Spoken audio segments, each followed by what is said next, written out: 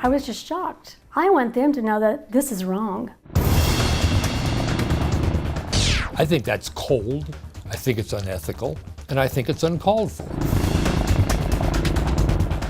This is exorbitant, this is highway robbery, and we have to stop it. You buy health insurance for protection from unforeseen medical emergencies.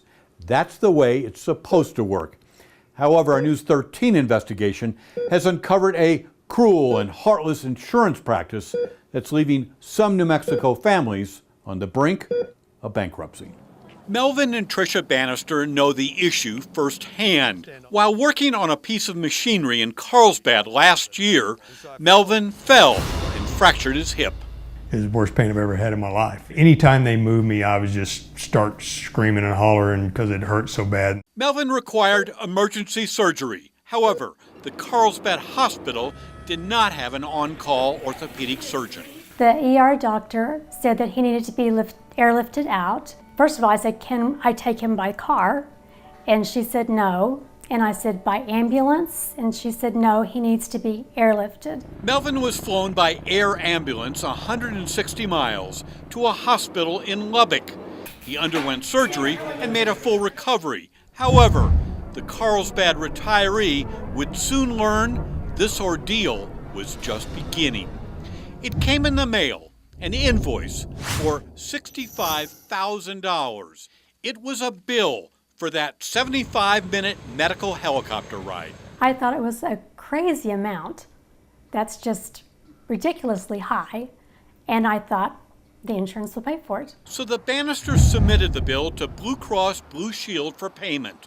However, Blue Cross rejected the claim, sticking the Bannisters with the $65,000 obligation. In an appeal, Melvin's doctors urged Blue Cross to reconsider.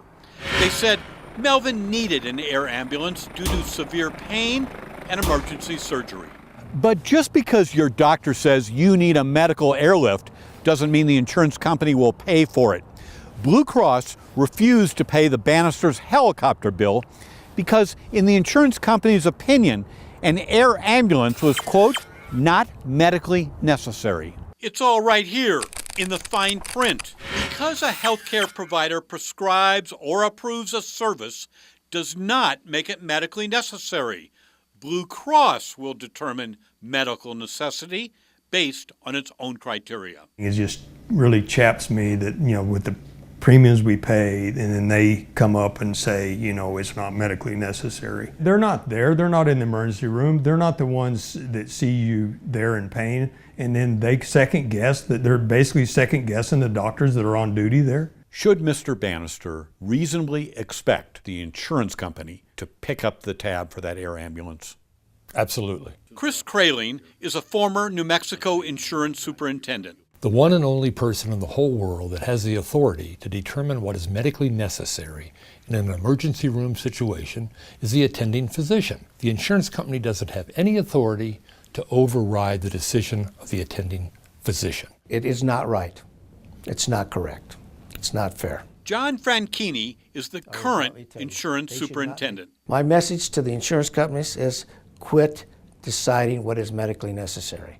Let the doctors and the hospital decide what is medically necessary. Melvin Bannister is not the only victim. Oh, it's devastating. I mean, you end up losing sleep at night because you're wondering, how in the heck am I going to be able to pay this bill? Travis Ludwig is a southeast New Mexico farmer raising cotton and pecans. Last summer, while burning weeds, Travis suffered first and second degree burns over 7% of his body. I was in a lot of pain, so we went to the closest hospital here, which is actually here on the west side of El Paso. The surgeon at that time stated that I needed to go to a burn unit. The nearest burn unit, 300 miles. They put me on a plane and transported me via the airplane to Lubbock, Texas. An air ambulance? Yes. I was thinking, yeah, this is probably going to be a very expensive situation, but I didn't think I had any sort of worry given the fact that I had insurance. Little did he know that 1 year later, his insurance company, Molina Healthcare, would flat out refuse to pay the air ambulance bill, leaving Travis Ludwig with a $65,000 debt. I was flabbergasted. I just was completely floored. On appeal, Molina Healthcare agreed to pay a small portion of the bill, sticking Travis with the rest, $55,000. They're so exorbitant and so unreasonable and unconscionable. I mean, how can anybody afford to pay that?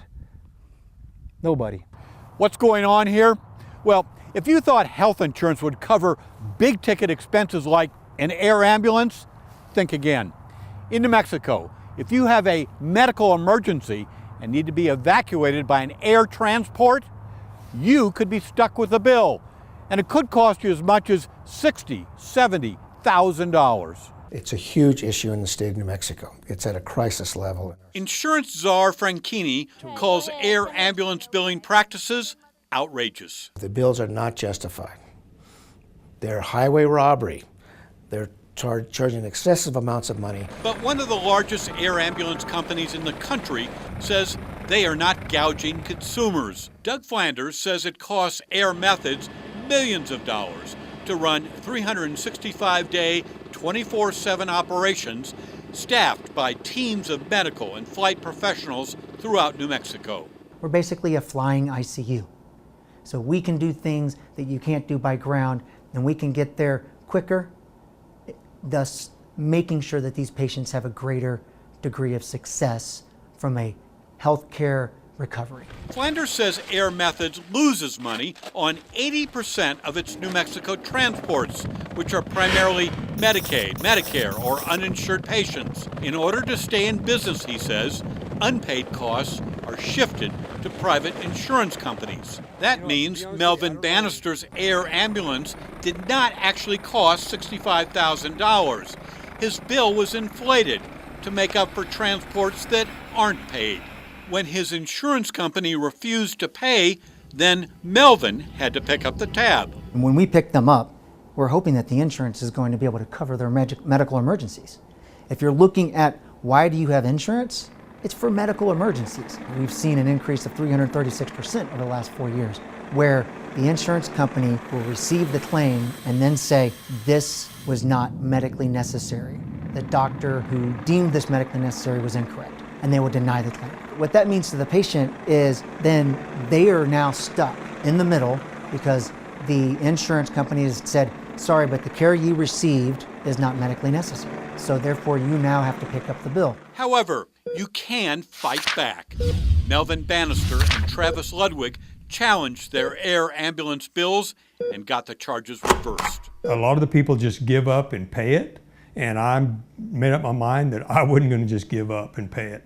I was going to fight them to the bitter end. Which was worse, the accident or the bill? I would say they were pretty neck and neck, because I mean, it only took me a month to get over the physical pain, but the mental anguish created many a sleepless night. Larry Barker, KRQE News 13.